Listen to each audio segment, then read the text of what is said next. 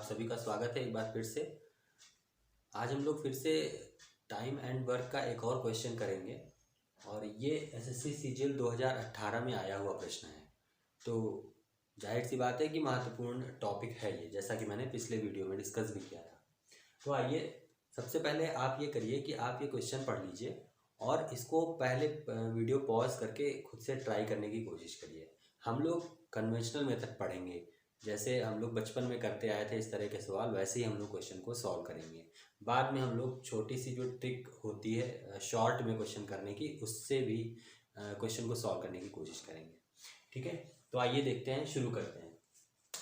तो क्वेश्चन पढ़ लीजिए एक बार कि ABC 3 लोग हैं जो कि अलग अलग एक कार्य को 24 दिन, 15 दिन और 12 दिनों में पूरा कर सकते हैं। B और C एक साथ कार्य स्टार्ट करते हैं और 3 दिन तक काम करने के बाद काम को छोड़ देते हैं। बचा हुआ जो कार्य है उसको E कितने दिनों में पूरा करेगा, ऐसा क्वेश्चन है। ठीक है, तो सबसे पहले हम देख लेते हैं कि A जो है हमारा, A किसी कार्य को कितने दिन में करेगा, 24 डेज में एक कार्य को कर रहा है। हमारा B जो है वो 15 दिनों में कर रहा है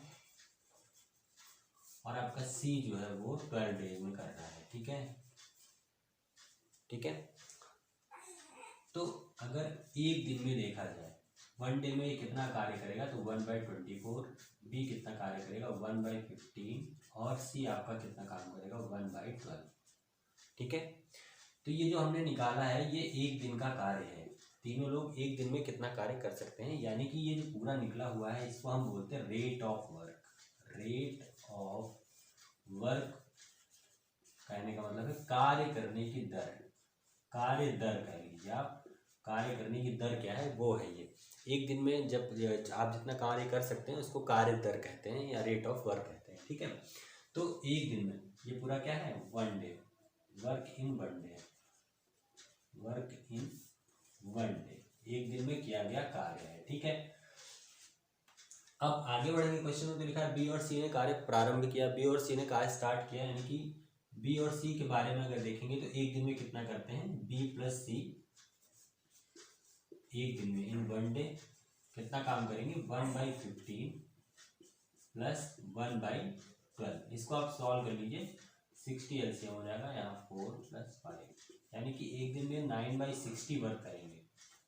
एक दिन में कितना वर्क करेंगे, 9/60। टोटल जो वर्क है उसका 9/60 करेंगे। ठीक है, B प्लस C, तो 3 डेज में B प्लस C कितना कर लेंगे, 3 डेज में ऑब्वियस सी बात है 9/60 से ज़्यादा करेंगे, का 3 टाइम्स करेंगे, तो 9/60 इंटू आप कर दीजिए 3, ये क्या आ जाएगा आपका 27/60। इतना वर्क इन्होंने 3 दिन में किया। उसके बाद इन्होंने काम छोड़ दिया। काम छोड़ दिया तो टोटल वर्क हम लोग मान लेते हैं 1 था। कंप्लीट वर्क अगर 1 था, कंप्लीट वर्क हम लोग मान लेते हैं 1 था, तो रिमेनिंग वर्क क्या हो जाएगा, तो रिमेनिंग वर्क यानी कि शेष कार्य, शेष कार्य आप देख लीजिए कितना है, शेष कार्य आपका हो जाएगा, मान लीजिए टोटल वर्क 1 है, तो 1 में से आप ये जो किया गया कार्य है इसको माइनस कर दीजिए, तो ये आपको सॉल्व करेंगे तो 33/60 आ जाएगा। एलसीएम लेके आप सॉल्व कर लीजिए इसको, तो ये 33/60 आ जाएगा। ये क्या है आपका शेष कार्य, यानी कि रिमेनिंग वर्क आ गया 33/60। अब B C ने कार्य छोड़ दिया, पूछ रहा है कि A अकेले शेष कार्य को कितने दिन में करेगा, तो हमने शेष कार्य तो निकाल लिया, कितना बचा है। अब A अकेला कितने दिनों में कंप्लीट करेगा ये हमें जानना है। तो A को देखिए, A जो है हमारा 24 दिनों में इस पूरे कार्य को पूरा कर सकता था, 24 दिनों में इस पूरे कार्य को पूरा कर सकता है, यानी A जो है वो 1 कंप्लीट वर्क को कितने दिनों में, 24 डेज में कर सकता था। तो 33/60 जो आपका कार्य है उसको कितने दिनों में करेगा, तो 24 इंटू 33/60 इतने दिनों में कंप्लीट करेगा, इतने डेज में कंप्लीट कर देगा। आप इसको सॉल्व कर लीजिए, सॉल्व करेंगे तो 320, ये 11 हो गया, ये हो जाएगा 4 5 जा और ये 6 हो गया, ये आपका 11 इंटू 6 हो जाएगा 66 डिवाइडेड बाई 5, इतने डेज लगेंगे, यानी कि आपका हो जाएगा 13 डेज कंप्लीट प्लस 1/5, ये पार्शियल डेज, इतने डेज लगेंगे आपके ए को काम को कंप्लीट करने में। ये तो था कन्वेंशनल मेथड जिससे हम लोग सॉल्व करते हैं क्वेश्चन को। ठीक है, कन्वेंशनल मेथड। अब जो ट्रिक्स हम लोग यूज़ करते हैं रेट टाइम एंड वर्क में, उसको देख लेते हैं शॉर्ट में। शॉर्ट ट्रिक कैसे, तो हम लोग देखिए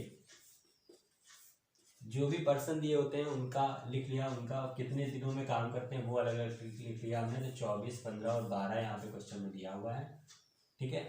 उसके बाद क्या करते हैं, ये जो डेज दिए हुए हैं इनका आप एलसीएम ले लेते हैं सीधे सीधे। आप इनका एलसीएम ले लीजिए, जो 24, 15 और 12 एलसीएम ऑफ 24, 15 एंड 12 इसको लेंगे आप तो ये 120 आएगा, ठीक है। 120 एलसीएम लेना तो आपको आता ही होगा, एलसीएम ले लीजिए 120 आएगा। तो 120 पाने के लिए 24 को कितने से मल्टीप्लाई करेंगे, 5 से, 15 को 8 से और 12 को 10 से। ये जो 5, 8 और 10 आ रहा है, 5, 8 और 10 जो आ रहा है ये है आपका इफिशियंसी। ये क्या है आपका इफिशियंसी है, यानी कि इस क्षमता से, इस कुशलता से वो कार्य करते हैं कि एक दिन में ए जो है वो 5 काम कर लेता है, बी जो है 8 काम कर लेता है और सी जो है आपका 10 काम कर लेता है। तो 24 दिन में ये 120 काम अकेला कर लेगा, 15 दिनों में ये कर लेगा आपका और 12 दिनों में ये आपका सी कर लेगा, ठीक है। तो इसके अकॉर्डिंग अगर आप चलेंगे तो बी और सी चूंकि शुरू में स्टार्ट करते हैं तो बी और सी की एफिशिएंसी का 8 और 10 है, यानी एक दिन में 8 काम बी कर रहा है, एक दिन में 10 काम सी कर रहा है। तो टोटल एक दिन में 1 डे में क्या हो जाएगा, 1 डे में बी प्लस सी कितना काम कर देंगे, 8 + 10 यानी कि 18, राइट। तो 3 डेज में, जैसा कि क्वेश्चन में लिखा हुआ है, 3 डेज में कितना कर देंगे दोनों मिलके, तो 18 × 3 यानी कि 54। तो रिमेनिंग वर्क क्या मिल जाएगा, शेष कार्य क्या मिल जाएगा आपका, 120 टोटल वर्क है। तो 120 में से इन्होंने कितना कर दिया 3 दिन में, 54 कर दिया, माइनस कर दीजिए, 66 वर्क आपका आ जाएगा यहाँ पे। 66 वर्क ये रिमेनिंग हो गया। अब ए को करना है ये 66 वर्क, तो ए की एफिशिएंसी क्या है, 5 है। तो ए की एफिशिएंसी 5 लिखी हुई है और टोटल वर्क कितना है 66, वर्क अपॉन एफिशिएंसी कर दीजिए। तो डेज आ जाएंगे, ये कितना हो जाएगा 13 टोटल डे और 1/5 फ्रैक्शन डे, इतने दिनों में काम को कंप्लीट कर लेगा। तो ये है ट्रिक, ये ट्रिक से है और ये आपका कन्वेंशनल मेथड है। आई होप कि आपको ये दोनों चीज़ें ही समझ में आ गई होंगी कि कैसे हम कन्वेंशनली करते हैं और कैसे हम लोग ट्रिक अप्लाई करते हैं, ठीक है। यहाँ पे आप ये ध्यान रखिए कि आप जो भी ये डेज दिए होते हैं, पहले आप डेज अगर गिवन है क्वेश्चन में तभी आप उनका एलसीएम लीजिए और एलसीएम लेके जो भी आगे टोटल वर्क आता है कि आपके पास इतना कार्य है, आप इसको ध्यान रखिएगा, ये टोटल वर्क आता है और जितने से यहाँ मल्टीप्लाई करना होता है वो एफिशिएंसी होता है। लास्ट वीडियो में हम लोगों ने कुछ डिस्कशन किया था, वो मैं यहाँ पे नोट कर देता हूँ। डिस्कशन क्या किया था कि जो टाइम लगता है, अगर टाइम ज़्यादा लगता है तो आपकी इफिशियंसी क्या है, कम है। अगर टाइम कम लगता है तो आपकी इफिशियंसी क्या है, ज़्यादा है। एक चीज़ ये डिस्कस करी थी। दूसरा डिस्कस किया था कि जो वर्क होता है वो इफिशियंसी और टाइम का मल्टीप्लिकेशन होता है। इफिशियंसी और टाइम का मल्टीप्लिकेशन क्या मिलता है, वर्क मिलता है। बस इन्हीं दोनों चीज़ों का यूज़ करके हम लोगों ने शॉर्ट ट्रिक भी लगाई है और ये आपका कन्वेंशनल मेथड भी लगाया है, ठीक है। आई होप कि आपको दोनों चीज़ें क्लियर हो गई होंगी। अगर आपको कोई भी सवाल है तो आप कमेंट सेक्शन में लिखिए। अगर आपको पढ़ाने का तरीका समझ में आ रहा है तो प्लीज़ लाइक करिए और शेयर भी करिए, सब्सक्राइब भी करिए इस चैनल को और शेयर भी करिए ज़्यादा से ज़्यादा। मैं और भी क्वेश्चंस ले आऊँगा, एसएससी सीजीएल के ही क्वेश्चन हम लोग जनरली करेंगे क्योंकि वो सबसे ठीक ठाक एग्ज़ाम है, तो उसका लेवल जो होगा बाकी को कवर कर लेगा। ऐसे ही और क्वेश्चंस के लिए आप हमारा चैनल सब्सक्राइब करिए और शेयर करिए। धन्यवाद।